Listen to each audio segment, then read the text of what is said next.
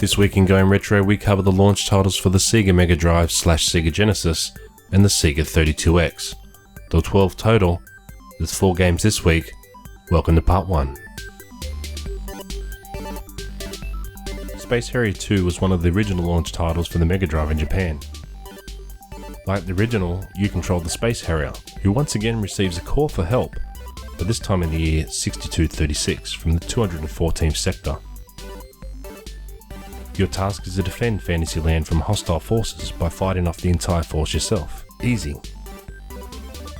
You run and fly on a checkerboard style ground, firing a large laser cannon, 4 shots at a time. Enemies come from behind and from in front to attack you and will try to shoot you down or crash into you. You must also dodge large objects in your path, like pylons and trees, some which can be destroyed, others will kill you with one hit.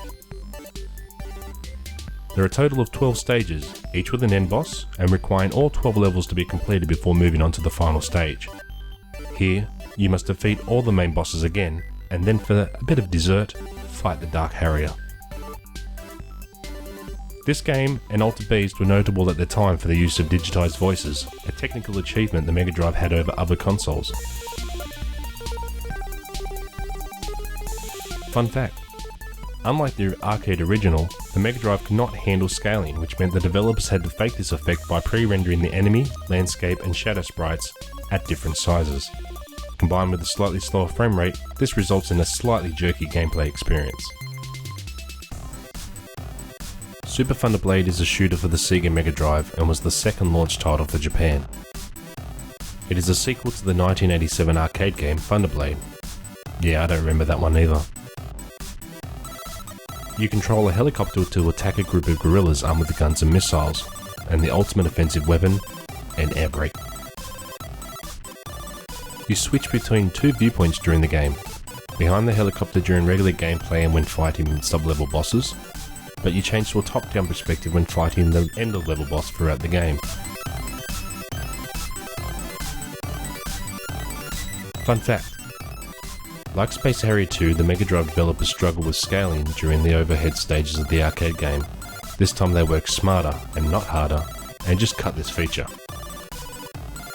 Okay, they did add new mid-level bosses to compensate. Rise from your grave. Altered Beast is a side-scrolling platform beat-em-up game developed by Sega. Your player can punch, kick and jump along with the second player if you choose that game mode. You control a centurion, resurrected by Zeus to rescue his daughter Athena by fighting undead creatures and monsters in ancient Greece over 5 levels. A blue-headed wolf, when defeated, releases a spirit ball, an orb that you can collect which increases your strength and your size of your centurion. 3 orbs alter you into a beast, hence the title, each with their own abilities. After becoming the beast, your character can face the end-level boss, who when defeated causes the main enemy Neth, a demon god, to appear and remove your obtained spirit balls which transform you back into a man. In North America, Europe and Brazil, Altered Beast was the original packing game for the Sega Genesis, we know it's called the Mega Drive, before it was replaced by Sonic the Hedgehog. The Sega Mega Drive version was considered inferior to the arcade one in terms of sprite quality, but was more advanced due to the ability to use parallax scrolling. This is a scrolling technique where a background image or layers, think the sky, the mountain and then the desert, moves slower in the camera than the images in front, such as the level or the platform the player is on, creating an illusion of depth. Once you've defeated Neth, if you decide to play the game again without turning off the power, you'll start from the beginning of the game, but with harder enemies and bosses. Once you complete this playthrough, it does not get harder. Fun fact. Neth, in the Rhinoceros Man form, is in the movie Wreck-It Ralph. He is one of the villains seen attending the villain support group Bad Anon. Neth in Rhinoceros Man form and the Centurion in Werewolf form also appear on the celebrity wall at Tabbers.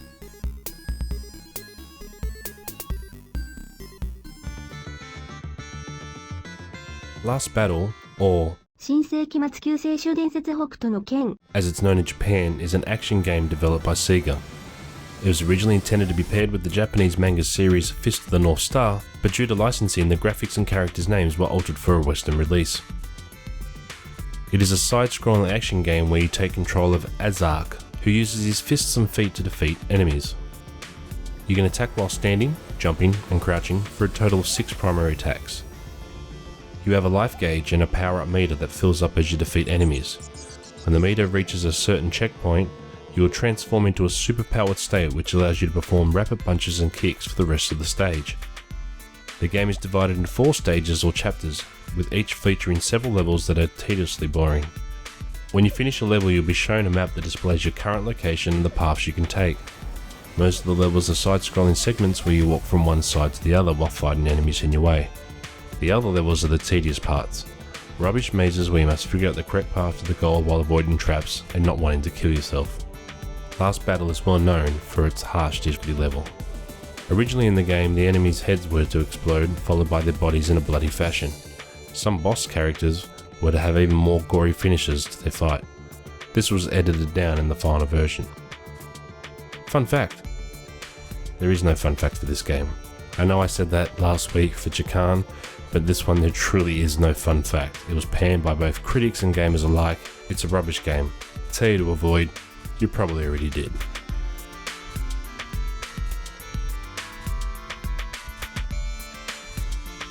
Thank you for watching another episode of Goin Retro.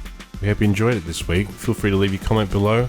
Hit that subscribe button, it really helps us out, and we'll see you next time.